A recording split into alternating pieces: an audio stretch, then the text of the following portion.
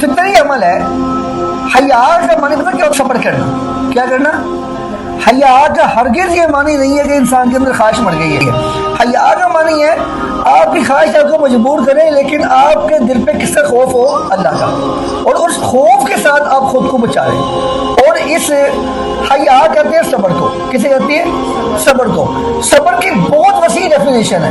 مثال کے طور پہ ہم نے صبر سمجھا سے مصیبت میں, پریشانی میں, تنگ دستی میں, بدحالی میں ہم نے صبر کرنا نہیں. کسی کام کو خواہش کی تکمیل کو دل کر رہا ہے لیکن اس کے اندر اللہ کی بغاوت ہو رہی ہے, وہاں سے رک جانا. موبائل ہاتھ میں ہے, دل کرتا ہے نا کوئی مووی فلم دیکھوں, لیکن رک جانا کہ اللہ دیکھ رہا ہے. اسے بولتے ہیں صبر.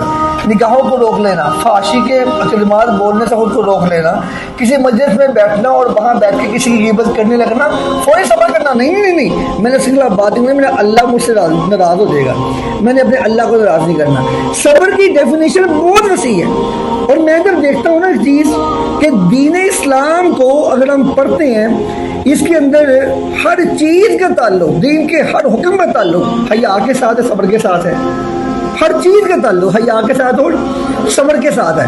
پھر غم میں, پریشانی میں صبر کرنا تو ہے ہی ہے, لیکن کسی برائی کو, اللہ کی بغاوت کو دل کرے, اللہ کی نافرمانی کو دل کرے, وہاں پہ خود کو روکنے سے بھی کیا بولتے ہیں؟ صبر بولتے ہیں.